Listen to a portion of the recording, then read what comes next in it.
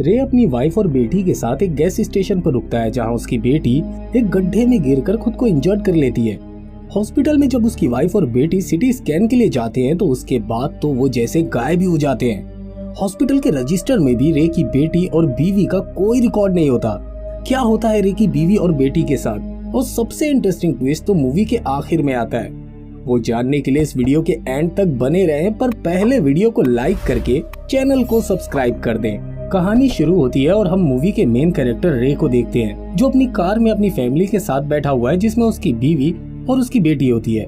वो सब अपने घर वापस जा रहे हैं। ये सब रे की वाइफ के पेरेंट्स के पास गए थे और अब वहीं से अपने घर की तरफ सफर कर रहे हैं। रे और उसकी वाइफ कार में उनकी मैरिज रिलेशन में आने वाली प्रॉब्लम पर बहस कर रहे हैं, क्योंकि उनकी शादीशुदा जिंदगी में बहुत प्रॉब्लम होती है। इसी वक्त रे की बेटी कहती है कि उसे वॉशरूम यूज करना है। इसके लिए वो आने वाले करीबी गैस स्टेशन पर अपनी गाड़ी को रोकते हैं ताकि वो इजी हो सके।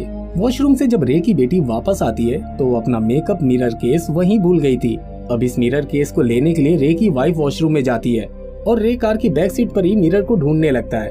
उसी वक्त रे की बेटी की तरफ एक आवारा कुत्ता आ जाता है। वो उसके सामने आकर भौंकता है, जिसकी वजह से रे की बेटी डर जाती है और पीछे की तरफ हटने लगती है जहाँ पर एक बड़ा सा गड्ढा होता है। रे भी डॉगी को देख लेता है और वो उसे डराने के लिए एक बहुत बड़ा पत्थर फेंकता है ताकि वो कुत्ता भाग जाए। लेकिन इसी हलचल में रे की बेटी गड्ढे में गिर जाती है। रे अपनी बेटी को बचाने के लिए बिना कोई सोचे समझे गड्ढे में छलांग लगा देता है, पर उसको सर पर चोट लग जाती है और वो वहाँ पे बेहोश हो जाता है। ठीक उसी वक्त उसकी वाइफ भी वॉशरूम से आ चुकी होती है और रे की परेशान वाइफ ये सब देखती है और आराम से उस गड्ढे में उतरती है और अपनी बेटी के जख्म देख रही होती है। इतनी देर में रे भी होश में आ जाता है और वो अपनी बेटी को उस गड्ढे में से उठाकर बाहर ले आते हैं। रे की बेटी के हाथ पर काफी चोट लगी होती है, तो वो ये फैसला करते हैं कि इसको किसी नजदीकी हॉस्पिटल में लेकर जाएंगे।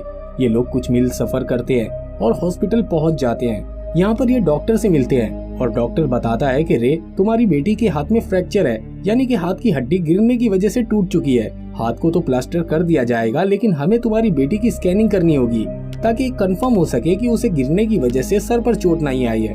हॉस्पिटल में सर की स्कैनिंग करने वाला एरिया बेसमेंट में होता है।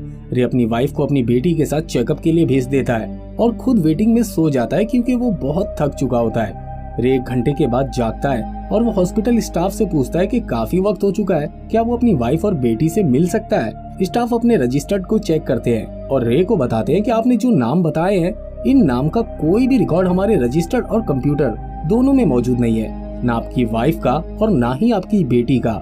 इस हॉस्पिटल के बहुत से डॉक्टर की ड्यूटी शिफ्ट चेंज होने के साथ चेंज हो चुकी होती है, लेकिन नर्स स्टाफ अभी भी वही होता है जो कि पहले था।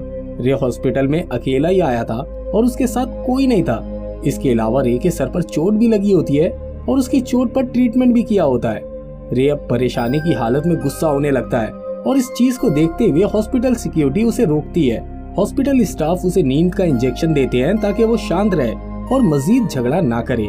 उसके बाद रे को कमरे में बंद कर दिया जाता है। जब वो जागता है तो उस कमरे से भागकर बाहर आ जाता है, जहाँ पर 2 पुलिस ऑफिसर को इशारा करके रोकता है और इस बारे में पूरा बताता है और आखिरकार पुलिस वालों को वो इन्वेस्टिगेशन के लिए मना लेता है। जब पुलिस उसके साथ दोबारा हॉस्पिटल में जाती है तो मजीद इन्वेस्टिगेशन करती है और उससे पता चलता है कि रे तो अकेला ही आया था, उसके साथ उसकी कोई फैमिली नहीं थी। रे बताता है कि हम गैस स्टेशन पर साथ में थे, वहाँ पर मेरी बेटी गलती से गिर गई और बाकी सब डिटेल भी बता देता है। तो पुलिस ऑफिसर फैसला करते हैं कि हमें गैस स्टेशन में जाकर देखना चाहिए, शायद वहाँ कोई क्लू मिल जाए।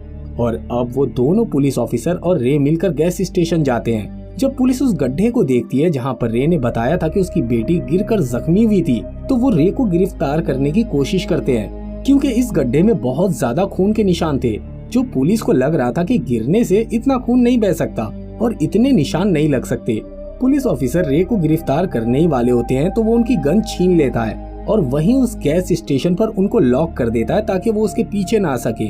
अब गन रे के पास है और गन समेत ही वो अपनी बेटी और वाइफ की तलाश में चला जाता है। रे को शक हो रहा होता है कि उसकी फैमिली को डॉक्टर ने छुपा दिया है ताकि वो उनके बॉडी पार्ट्स को निकालकर स्मगल कर सके या किसी दूसरे पेशेंट को बेच सके बगैर उनकी मर्जी से।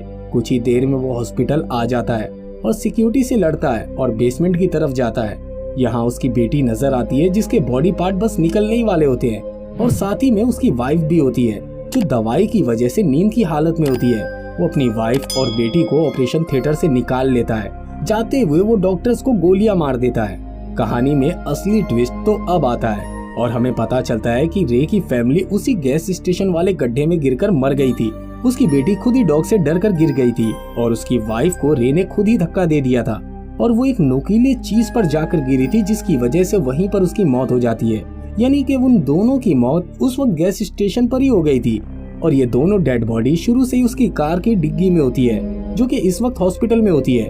और जैसा कि रे का कहना था कि मैं अकेला नहीं आया था, हॉस्पिटल स्टाफ पर बॉडी पार्ट निकालने का इल्जाम लगाना, रे का पुलिस ऑफिसर से हेल्प मांगना, ये सब उसका दिमागी फुतूर था, यानी कि पागलपन था। उसका दिमाग काम नहीं कर रहा था। हालांकि ये दोनों कत्ल उसने खुद ही किए थे, पर उसका दिमाग शुरू से ही कहानी बना रहा होता है ताकि जो कत्ल उसने किए हैं वो उससे इनकार कर सके। वो एक सहनी मरीज है, एक साइको पेशेंट है और वो खुद ही ये कहानी सोच रहा होता है, जबकि कत्ल करने वाला भी वो खुद ही था। और आखिर में वो जो लोग को भगा कर ले आया था अपनी फैमिली मेंबर बताकर, वो एक सीरियस मरीज होती है और वो अपनी जान से हाथ धो बैठती है। और इसी के साथ ये कहानी यहीं पर खत्म हो जाती है। अगर आपको हमारा ये वीडियो पसंद आए तो वीडियो को लाइक, चैनल को सब्सक्राइब और हाँ, बेल आइकन के बटन को दबाना ना भूलें।